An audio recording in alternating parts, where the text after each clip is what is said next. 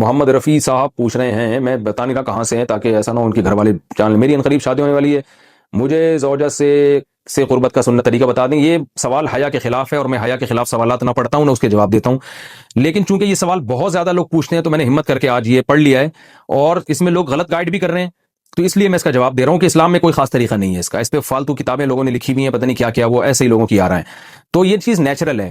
جیسے کوئی پوچھے کھانا کھانے کا طریقہ کیا ہے، تو بھائی منہ میں نوالا ڈال کے چباؤ، نگل لو، خود بخود فطرت سکھاتی ہے انسان کو۔ تو ایسی زوجہ کے قریب فطرت خود سکھا دیتی ہے۔ ہاں، شریعت نے جس طریقے کو حرام قرار دیا ہے وہ سب کو معلوم ہے کہ جو ہے وہ اللہ تعالیٰ نے جو بدکار لوگ جس طرح سے کرتے ہیں، جو لڑکوں سے بدفعلی کرنے والے لوگ ہیں، وہ طریقہ حرام ہے۔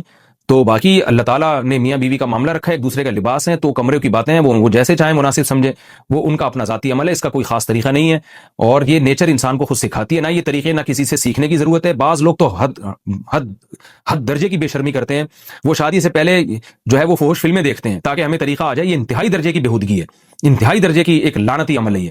تو یہ کوئی خاص طریقہ نہیں ہے۔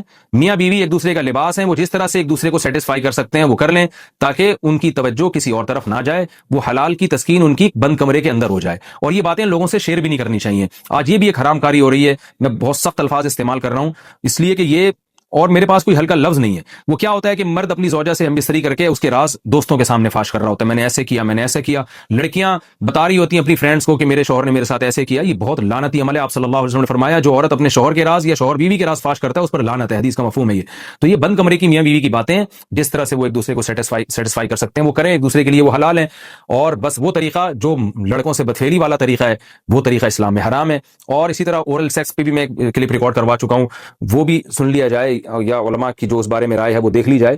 تو اس کے علاوہ جو بھی ہے میاں بیوی ایک دوسرے کے لیے اللہ نے حلال کیے، کوئی خاص طریقہ نہیں ہے، اور یہ حیا کی باتیں، ان کو بند کمرے کے اندر ہی رہنا چاہیے ان چیزوں کو۔ اور اس کے لیے جو فحش فلمیں دیکھی جا رہی ہیں یہ بہت غلط حرکت ہے، اور اس کو نا ایک ایجوکیشن کا نام دے دیا گیا اس زمانے میں، اور سیکس کی تعلیم کے نام سے بچوں کو پڑھایا جا رہا ہے اسکول میں۔ یہ سب بےہودگی ہے۔ لاکھوں سال سے انسان دنیا میں زندہ ہے، تو کیا اس کو یہ پتہ ہی نہیں تھا؟ اور یہ ساری ایک 6 ارب انسان ایسے ہی بغیر تعلیم کے پیدا ہو گئے ہیں کیا؟ تو یہ تو چیزیں نیچر خود سکھا دیتی ہے انسان کو کہ کیا کرنا ہے، کیسے کرنا ہے۔ اس میں کوئی اسکول کالج میں پڑھنے کی ضرورت نہیں ہے۔ ہاں، شرعی احکام اس کے 2-4 ہیں، وہ علماء بتاتے رہتے ہیں، وہ کتابوں میں لکھے ہوئے ہیں کہ کون سا راستہ حرام ہے اور کون سے راستے میں آنا جائز ہے۔ تو اس لیے میں نے بہت ہی دل پہ پتھر رکھ کے آج اس کلپ کو ریکارڈ کروایا ہے، تاکہ لوگ اس بارے میں غلط طرف نہ جائیں اور ایک چیز کو ایک بہت بڑا ایشو نہ بنا لیں لوگ۔